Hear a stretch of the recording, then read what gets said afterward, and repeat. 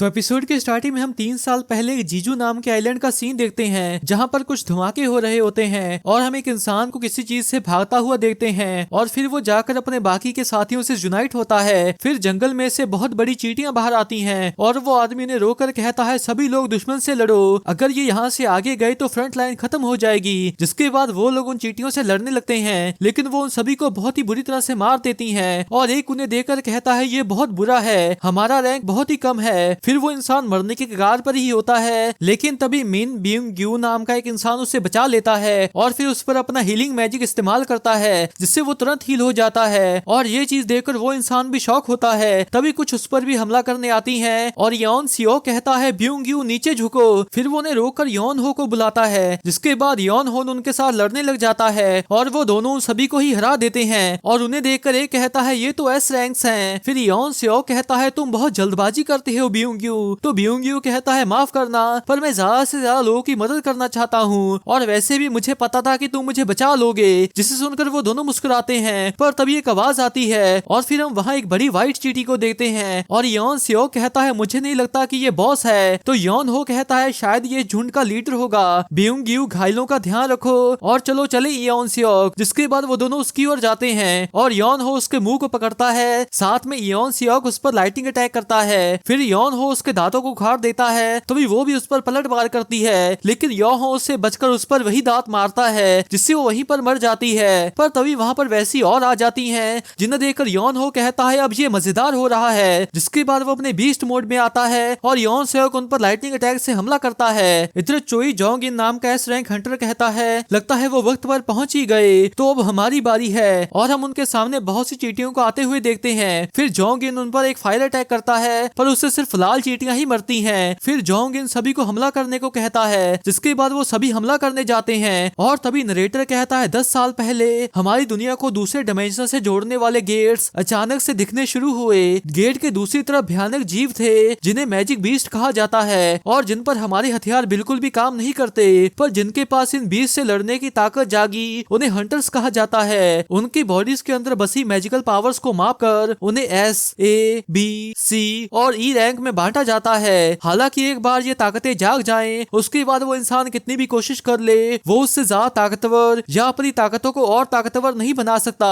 इसके बाद present time में कंस्ट्रक्शन साइट पर एक और गेट अपीयर होता है और एक कॉफी शॉप वाला किम शांगशिक नाम के डी रैंक हंटर को कॉफी देते हुए कहता है आज की रेड के लिए गुड लक। तभी पार्क जी सॉल नाम का एक और डी रैंक हंटर कहता है हे किम, काफी वक्त बाद मिले और मैं आपको बता दूं ये सभी कोरियन नेम्स हैं और कोरियन नेम में पहला वर्ड हमेशा सर नेम या फिर फैमिली का नेम होता है। जैसे कि पार्क जी सोल का नाम जी सोल है और पार्क उसका सर नेम है। फिर शांगशी कहता है अरे तुम तो पार्क हो ना, तुम यहाँ क्या कर रहे हो, क्योंकि मुझे याद है तुमने कहा था कि तुम अब हंटिंग से थक चुके हो। तो जी सोल कहता है वो मैंने तब कहा था जब मेरी बीवी मेरे दूसरे बच्चे से प्रेग्नेंट नहीं थी। और शांगशी कहता है अब समझा, अगर ये रेड बढ़िया रही तो तुम्हारी अच्छी कमाई हो जाएगी। फिर जी सोल कहता है पर मैं बहुत नर्वस हूँ, पता नहीं मैं इतने वक्त के आराम के बाद अच्छे से लड़ भी पाऊंगा या नहीं। तभी ये कहता है अरे ये तो संग है और ये है हमारा मेन प्रोटैगनिस्ट संग जिनवू, और सभी उसे हेलो कहते हैं। और जिनवू भी जरा सा नर्वस हुआ कहता है तुम सभी के साथ आज फिर से काम कर खुशी हुई। फिर शांगशी उससे पूछता है हे संग, क्या तुमने यहाँ आने से पहले खाना खा लिया था? तो जिनवू कहता है जी मैं अच्छे से खा कर आया हूँ। फिर जी सोल उससे पूछता है सभी उसे हेलो क्यों बोल रहे हैं, क्या वो बहुत ज्यादा ताकतवर है? तो शांगशी हंसकर कहता है नहीं, ये उसका बिल्कुल उल्टा है, वो तुम्हारे जाने के बाद ज्वाइन हुआ था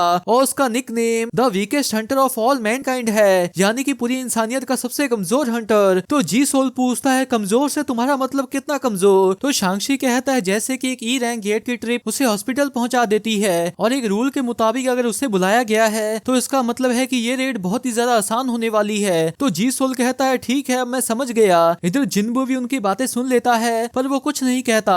फिर ली जो ही नाम की एक बी रैंक हीलर उससे पूछती है जिनवू क्या तुम्हें फिर से चोट लगी है? और जिनवू कहता है अरे जो ही लगता है हम फिर से एक साथ काम करने वाले हैं। तो जो ही कहती है वो छोटो बताओ तुम्हारे चेहरों को क्या हुआ? तो जिनवू कहता है वही सेम चीज जो हमेशा होती है। जिसे सुनकर जो ही कहती है तुम्हें सीरियसली और ध्यान रखना चाहिए। इसके बाद वो सभी एक जगह पर इकट्ठे होते हैं और सोंग ची युल नाम का एक सी रैंक हंटर कहता है इस रेड में मैं आप सभी का लीडर रहूंगा और मेरा नाम सोंग ची युल है। और सभी इस बात से एग्री करते हैं क्योंकि उन सभी में से उसका रैंक और फाइटिंग एक्सपीरियंस सबसे ज्यादा होता है। जिसके बाद वो सभी लोग अंदर जाने लगते हैं और जिनवू अपने नाइफ को बाहर निकालकर मन में कहता है, एक नाइफ जिसके अंदर मुश्किल से ही कोई मैजिक पावर है, पर मैं सिर्फ इसे ही अफोर्ड कर सकता हूँ, लेकिन कुछ ना होने से तो ये बेहतर ही है और आज मैं अपनी पूरी जान लगा दूंगा। जिसके बाद वो अंदर चला जाता है।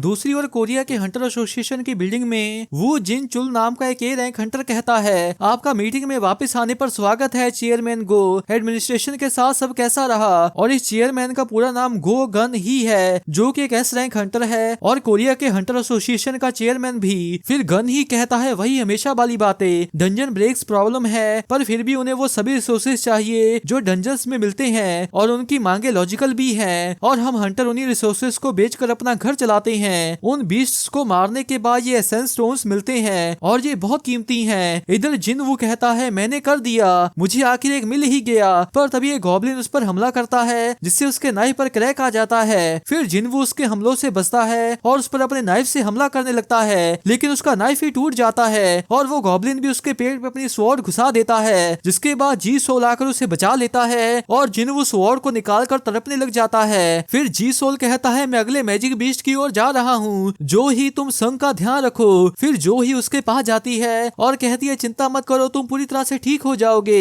जिसके बाद वो उसे हील करने लग जाती है और जिन वो भी बाकी के हंटर्स को उन बीस्ट के साथ लड़ता देखता है। इधर गन ही कहता है, ताकतवर बीस्ट से मिलने वाले एसेंस स्टोन से ताकतवर हथियार और गियर बनाए जा सकते हैं जो दूसरे बीस्ट से लड़ने में मदद करते हैं। डंजन से जो मैना क्रिस्टल्स मिलते हैं वो भी बिल्कुल ऐसे ही काम में इस्तेमाल किए जा सकते हैं, पर वो कम ताकतवर होते हैं। फिर जिन चुल कहता है, पर गवर्नमेंट इनका दूसरे तरीके से इस्तेमाल करना चाहती है और गन ही कहता है, एक नए पावर सोर्स की तरह, न्यूक्लियर से सुरक्षित और पानी, हवा और जियोथर्मल से ज्यादा असरदार, और एक ऐसा जो कि फॉसिल फ्यूल्स की तरह एटमॉस्फेयर को गंदा ना करे, एक पूरा साफ सुथरा एनर्जी सोर्स। वो एक ऐसे तरीके पर काम कर रहे हैं जिससे कि मैना क्रिस्टल्स और एसेंस स्टोन से बिजली पैदा की जा सके। फिर जिन चुल कहता है, एक रेयर फ्यूल जो कि सिर्फ हंटर्स से कलेक्ट कर सकते हैं, और गन ही कहता है, और इसीलिए ही जो ड्यूटी हंटर्स के कंधों पर है वो बहुत ही ज्यादा बड़ी है। इधर ची युल उस डंजन के बीच को मार देता है जिससे देखकर सभी खुश होते हैं और इधर जो ही जिन वू को हील कर रही होती है और वो पूछती है, जिन वू तुम इसलिए तो एक हंटर नहीं बने रहना चाहते ना, क्योंकि तुम बहुत जिद्दी हो। अगर ये सब ऐसे ही चलता रहा तो कुछ ही वक्त में इससे बहुत कुछ बुरा हो सकता है, और ऐसा नहीं है कि तुम्हें कुछ छोटी मोटी खरोंचें आई हैं, तुम्हारी पूरी बॉडी पर ही काफी गहरी चोटें हैं। तो जिन वू से माफी मांगता है और जो ही साथ ही में कहती है, मुझे तुम्हारी माफी नहीं चाहिए, मैं बस तुम्हारे बारे में चिंतित हूँ। जिससे सुनकर जिनवू भी उदास सा हो जाता है। इधर ची युल पूछता है, क्या तुम सभी ने सारी लूट इकट्ठी कर ली? तो शांगशी कहता है, हम जितनी कर सकते थे उतनी तो की ही है। फिर जी सोल कहता है, यहाँ पर बहुत ज्यादा मैना क्रिस्टल्स नहीं है, इस तरह से तो हम ज्यादा नहीं कमा पाएंगे।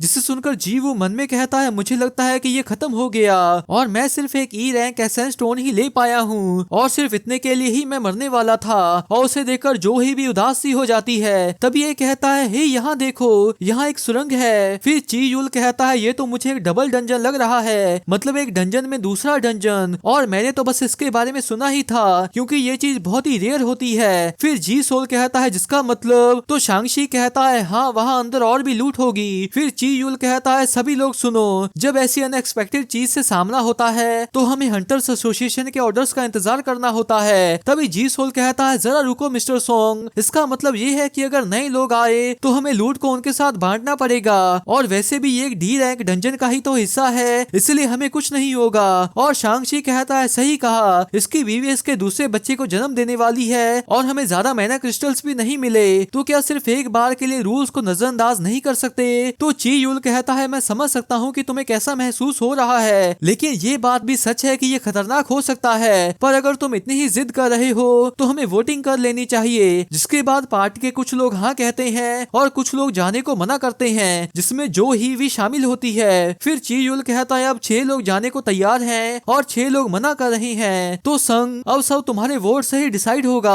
जिसे सुनकर जिनवू मन में कहता है, यहाँ तक कि एक डी रैंक डंजन भी मेरे लिए खतरनाक है, पर क्योंकि अभी डैड भी लापता है तो अब पूरी फैमिली में सिर्फ मैं ही इकलौता कमाने वाला हूँ। मुझे अपनी मॉम के ट्रीटमेंट के लिए और अपनी बहन को कॉलेज भेजने के लिए पैसे चाहिए, मुझे इन पैसों की जरूरत है। फिर वो कहता है, चलो चलते हैं। उसी सेम वक्त पर एक बिल्डिंग में एक लड़की एक आदमी से कहती है, तो अब क्या आप अपने एक हाथ से उस ब्लैक क्रिस्टल को टच करेंगे? और ये चीज असल में किसी भी हंटर की मैजिक एनर्जी को मापती है, जिसकी मदद से उस हंटर का रैंक डिसाइड होता है। और बाहर ऐसे ही बहुत से लोग होते हैं जो अपना रैंक जांचने आए होते हैं, और वहाँ पर ही कुछ और लोग भी होते हैं जो नए हंटर्स को अपने गिल्ड में शामिल करने के लिए मना रहे होते हैं। फिर एक आदमी फोन पर कहता है जी एक बी रैंक और 2 सी रैंक साइन करने के लिए मान गए हैं, और सभी चीजें बहुत अच्छे से चल रही हैं गिल्ड मास्टर चोई। और दूसरी तरफ एस रैंकर चोई जोंगिन कहता है, ये सुनकर बहुत अच्छा लगा, जेंडर और एज से फर्क नहीं पड़ता, अगर लगता है कि वो काम आ सकता है तो उन्हें ऑफर दो, पर ऐसा भी नहीं है कि हमें चा हाई इन जैसा कोई मिल जाएगा। दूसरी ओर शहर में 2 लड़के एक लड़की से बैग लेकर भाग जाते हैं। फिर आगे जाकर उन्हें अपने सामने एक लड़की दिखती है, और वो लड़की वहां से जंप लेकर उनसे उस बैग को छीन लेती है, जिससे उनकी बाइक का बैलेंस बिगड़ जाता है और वो नीचे गिर जाते हैं। और इस लड़की का नाम ही चा हाई इन होता है, जो कि एक एस रैंक हंटर है, और उसे पहचान कर सभी उसे घेर लेते हैं, जिससे वो नर्वस ही हो जाती है और जंप लेकर वहां से भाग जाती है। दूसरी ओर वो लोग 40 मिनट से बस चल ही रहे होते हैं, और एक लड़की कहती है गेट बॉस मरने के 1 घंटे तक बंद नहीं होता, तो हमारे पास सभी 20 मिनट बचे हैं। इधर पीछे जिनवू जो ही से कहता है मुझे माफ करना, तो जो ही पूछती है किस लिए? फिर जिनवू कहता है वो इसलिए क्योंकि मैंने ही वोट किया था, जिसकी वजह से हम अब बॉस को ढूंढ रहे हैं। तो जो ही कहती है तुम्हें मेरी चिंता करने की कोई जरूरत नहीं है, तो इसलिए चुप करो। फिर जिनवू पूछता है क्या तुम सच में ठीक हो? तो जो ही कहती है नहीं बिल्कुल भी नहीं, क्या तुम भूल भी गए? अगर वो अटैक जरा सा भी और ऊपर होता तो अब तक तो तुम मर चुके होते। मैं बस तुम्हारे हाथ और पैर ही हील कर पाई हूँ, और ये सरासर पागलपन है। कहीं तुम्हारे सर पर कोई चोट वोट तो नहीं लगी? क्योंकि लग तो रहा है कि बहुत जोर से लगी है। और फिर मन में कहता है ये सच है कि जो ही जैसे एक बी रैंक हीलर के साथ होने की वजह से मैं बहुत बार बचा हूँ। फिर जो ही पूछती है क्या तुम यहाँ की प्रॉब्लम को सच में समझ भी रहे हो? तो जिनवू हाँ कहता है। फिर जो ही कहती है खैर अगर ऐसा ही है तो तुम्हें शुक्रिया के तौर पर मुझे एक ट्रीट देनी होगी, जिससे सुनकर जिनवू शौक सा हो जाता है। तभी जो ही कहती है या फिर तुम्हें मुझे बाहर खाने पर ले जाने का ख्याल ही पसंद नहीं? तो जिनवू कहता है नहीं नहीं ऐसा नहीं है। तभी ची युल कहता है हम पहुंच गए, ये बॉस का चेम्बर है। और हम देखते हैं कि वो एक दरवाजे के जैसा होता है, जिसके बाद शांगशी आगे जाकर कहता है हम एक टीम है और टीम को साथ में ही रहना चाहिए, सही कहा ना लीडर शॉन्ग? तो ची युल कहता है हाँ तुमने सही कहा। इधर गन ही नए जागे हंटर से कहता है मेरा नाम गो गन ही है और मैं हंटर्स एसोसिएशन का चेयरमैन हूँ। तुम में से बहुत से लोग हंटर्स बनना चाहते हैं और कुछ हैं जो इस रास्ते को नहीं चुनना चाहते। आज से तकरीबन 10 साल पहले पहला गेट खुला था। पहले गेट को खुले हुए 10 साल बीत चुके हैं और अब तक भी हम डंजन्स के बारे में बहुत सी बातें नहीं जानते। हंटर बनने का मतलब है अपनी जान को जोखिम में डालना। जिन लोगों को रेड्स की आदत हो गई है वो भी लापरवाही नहीं कर सकते। तुम्हें कभी भी घमंडी या लापरवाह नहीं बनना है। अगर तुम्हें जिंदा रहना है तो ये सलाह सबसे जरूरी होगी, प्लीज डर कर रहो। इधर वो लोग उस दरवाजे को खोलते हैं और तभी अंदर की सभी टॉर्चेस में आग जल पड़ती है, जिसके बाद वो सभी लोग अंदर आते हैं और अंदर बहुत सी मूर्तियां होती हैं, जिनमें से कुछ के पास हथियार होते हैं और कुछ के पास म्यूजिकल इंस्ट्रूमेंट्स। दूसरी ओर जिन वो अपने सामने वहाँ की सबसे बड़ी मूर्ति को देखता है और उस जगह को देखकर सभी हैरान होते हैं क्योंकि वहाँ पर कोई भी बीस्ट नहीं होता। फिर ची युल जमीन पर देखकर कहता है क्या ये कोई मैजिक सर्कल है? तभी जी सोल कहता है मिस्टर सॉन्ग यहाँ पर कुछ है, और ची युल कहता है ये तो कोई प्राचीन लिपि लगती है, मैं पढ़ने की कोशिश करता हूँ। कार्टिनॉन टेम्पल के नियम, पहला भगवान को सम्मान दो, दूसरा भगवान की तारीफ करो, तीसरा भगवान की तरफ अपनी आस्था साबित करो। इधर जो ही कहती है जिनवू वो बड़ी मूर्ति, मैंने उसकी आंखें हिलती हुई देखी, वो हमें देख रही थी। इधर ची युल आगे कहता है और जो भी इन नियमों की पालना नहीं करेगा वो जिंदा नहीं बचेगा। तभी वहाँ एक आवाज आती है और वो दरवाजा बंद हो जाता है, जिसे देखकर वो सभी घबरा से जाते हैं। फिर एक कहता है इसलिए मुझे चिंता हो रही थी, तुम लोगों ने इसे सीरियसली नहीं लिया और अब देखो हमें यहाँ आना ही नहीं चाहिए था। मैं जा रहा हूँ, यहाँ पर तुम्हें खजाना या जो कुछ भी मिले उसे तुम ही रख लेना, बाद में मिलते हैं। और तभी ची युल कहता है वहाँ से हटो, पर तब तो वो स्टैचू से मार देता है।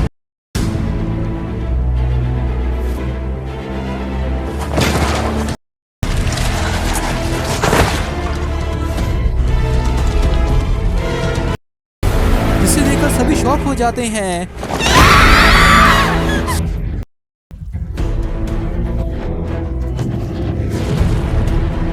और डरा हुआ जिन्वू मन में कहता है, जो अभी मरा क्या वो एक डी रैंक नहीं था? कम से कम वो मुझसे तो ताकतवर ही था। पर वो तो सिर्फ एक झटके में ही इसका सेंस नहीं बन रहा। ये तो एक डी रैंक डंजन होना चाहिए, यहाँ पर ऐसे मैजिक बीस्ट नहीं होने चाहिए। और चीजोल कहता है, अगर वो स्टैचू हिल रही है तो मतलब। फिर जिन्वू उस बड़े स्टैचू की तरफ देखता है और उसे देखकर वो पूरी तरह से डर जाता है और फिर वो स्टैचू भी उनकी ओर देखता है। इसके बाद जिन्वू कहता है, मैं मौत के कगार पर पहले भी खड़ा हो चुका हूँ। मेरी पहली रेड में मैं सबसे अलग हो गया था और अकेला फंस गया था। मैंने ई रैंक बीस्ट के हमलों का सामना किया और उसके बाद हफ्तों तक हॉस्पिटल में रहा। मैंने एक लेब्रिंथ में लगभग भूखे मरने का भी एक्सपीरियंस किया है। चाहे डंजन कितना भी कम रैंक का हो, मैं हमेशा अपनी जान के लिए लड़ा हूँ। ज्यादातर हंटर्स अपने एसेंस स्टोन्स को बेचकर उस कमाई से गियर्स खरीदते हैं ताकि वो और भी ताकतवर बीस्ट को हरा सकें और बड़े इनाम पा सकें। पर मेरी औकात इस सस्ते नाइफ तक ही है। अगर ये टूटा तो मुझे सिर्फ हाथों से लड़ना होगा। ये जूते भी खत्म हो गए हैं और ऐसे हर दिन मैंने बेइज्जती का सामना किया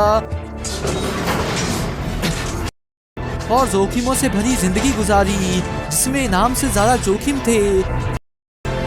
लेकिन तब भी जिंदा रहने के लिए मैंने आंखें खुली रखना और मौके का इंतजार करना सीखा है। शायद इसीलिए ही मैं बता सका कि फिर प्रेजेंट टाइम में वो सभी को नीचे झुकने को कहता है और वो सेकंड बीम फायर करता है।